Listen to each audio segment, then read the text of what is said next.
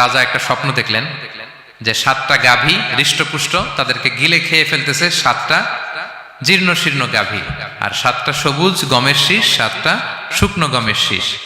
এই অদ্ভুত স্বপ্ন দেখে উনি হয়রান, ঘুম ভেঙে গেল, ডাকলো সবাইকে, কেউ স্বপ্নের ব্যাখ্যা বলতে পারে না। সবাই বলতেছে আদগাস আহলাম, এটা অলীক স্বপ্ন, এর ব্যাখ্যা আমরা জানি না। তখন একজন বলল, রাজার যে সাকিল মালিক, সে বলল একজন আছে জেলখানায় আমার সাথে পরিচয় হয়েছিল, তার নাম ইউসুফ, ও পারবে।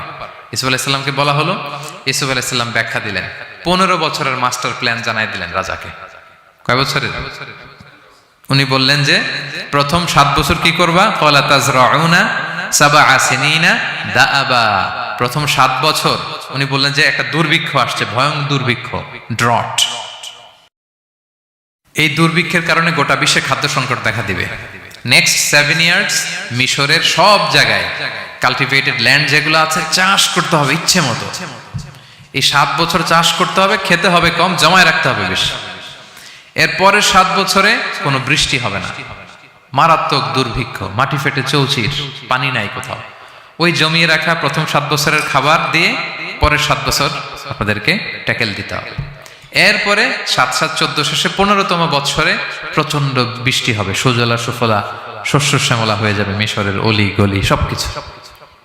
তাহলে প্ল্যান করলেন, মাস্টার প্ল্যান করলেন কয় বছরের? 15 বছর। রাজা শুনে তো অবাক, বলতেছে সর্বনাশ, এই লোক কোথায় ছিল? নিয়ে আসতে চাইলেন, উনি বললেন না, আমি বেরোবো না, আমাকে মিথ্যা অপবাদ দিয়ে কারাবরণ দেওয়া হয়েছিল, আগে ওটা সেটেল করেন। ওটা সেটেল করা হলো, গোটা মিশরবাসী জানলো, বিনা অপরাধে কারাবরণ। এরপর উনি বেরোয় আসলেন।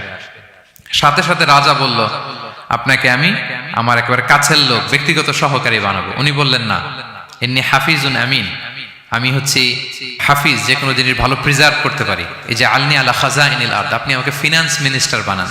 তার মানে অনেক সময় নিজের ঢোল নিজের পেটাতে হয়। যখন দেখবেন যে না, আশেপাশে যেগুলো আছে এগুলো সব হচ্ছে বোকা শোকা, এরা দায়িত্ব নিলে শেষ করে ফেলবে, ওই ক্ষেত্রে নিজের ঢোল নিজে পেটানো জায়েজ। তো ইউসুফ আলাইহিস সালাম দেখলেন যে আমি যদি এটার রেসপন্সিবিলিটি নেই, তাহলে এই মাস্টার প্ল্যান আমি বাস্তবায়ন করতে পারবো। উনি বললেন, আমাকে ফিনান্স মিনিস্টার অফ ইজিপ্ট বানান, অর্থ মন্ত্রণালয়ের দায়িত্ব দেন। দেয়া হলো ওনাকে, এবং রাজাও দেরি করলেন না, মুহূর্তের মধ্যে ফিনান্স মিনিস্টারের দায়িত্ব দিয়ে দিলেন। এটাকে বলে ম্যারিটোক্রেসি। ইংরেজিতে কি বলে? ম্যারিটোক্রেসি, মানে পদ দেয়া হবে মেরিটের ভিত্তিতে। সিঙ্গাপুরের 3টা বা 4টা ন্যাশনাল পলিসির মধ্যে একটা হচ্ছে ম্যারিটোক্রেসি। তারা এত আগায় যায় কেন? ছোট্ট সিঙ্গাপুর আগায় যাচ্ছে এত। তারা ওই জোহর বারু থেকে পানি নিয়ে ওইটারে প্রসেসিং করে ড্রিঙ্কিং ওয়াটার বানায়, আবার জোহর বারুর কাছে ড্রিঙ্কিং ওয়াটারের বোতল বিক্রি করে। কিন্তু পানি নিয়েছিল কোত্থেকে? জোহর বারু থেকে। জোহর থেকে নিয়ে রিফাইন করে মিনারেল ওয়াটার এবং ড্রিঙ্কিং ওয়াটার 2 ধরনের বোতলজাত করে ওদের কাছে 3 ডবল দামে বিক্রি করে। This is called merit. আর সিঙ্গাপুরের রাষ্ট্রীয় পলিসির মধ্যে একটা হচ্ছে ম্যারিটোক্রেসি, মানে মেরিটের ভিত্তিতে পদ পাবে। এখানে চাচা মামা খালুর ফোন কলে কাজ হবে না, এখানে দলীয় কোনো কিছুর কাজ হবে না। এজন্য এরা হু হু করে আগাচ্ছে শুধু সামনের দিকে। এই ম্যারিটোক্রেসির ফর্মুলা ফলো করেছিলেন দ্য কিং অফ ইজিপ্ট। তিনি দেখলেন যে এক কারাগারে ছিল, কয়েদি ছিল, that's not a big deal. সে যে মাস্টার প্ল্যান দিছে, আমার ইজিপ্টকে বাঁচাতে হলে একে লাগবে আমার, মুহূর্তের মধ্যে ফিনান্স মিনিস্টার। অবাক করা কাহিনী, 12 বছর জেল খাটা লোক বেরোয় finance minister. This is called meritocracy. তারপর আল্লাহ নবী ইউসুফ আলাইহিস সালাম এভাবে বাস্তবায়ন করলেন। তো এই জন্য আমাদেরকে বড় প্ল্যানিং করতে হবে এবং রিসোর্স ম্যানেজমেন্ট জানতে হবে। আমার অনেক কিছু আছে, কিন্তু আমি এটাকে ম্যানেজ করতে জানি না, আপনি সফল হতে পারবেন না। আপনার অ্যাসেট আছে, টাকা আছে, নলেজ আছে, কিন্তু আপনি ম্যানেজ করতে জানেন না। আপনার ম্যানেজমেন্ট না থাকলে সফলতা আসবে না, বিশেষ করে যখন এটা গভর্নমেন্ট রিসোর্সের ব্যাপার আসে। গভর্নমেন্ট রিসোর্সকে এটা চমৎকারভাবে ম্যানেজ করতে হয়। আপনারা কি জানেন পৃথিবীতে ডেইরি প্রোডাক্টের জন্য কোন দেশ সবচেয়ে বিখ্যাত? ডেইরি? হ্যাঁ, নিউজিল্যান্ড।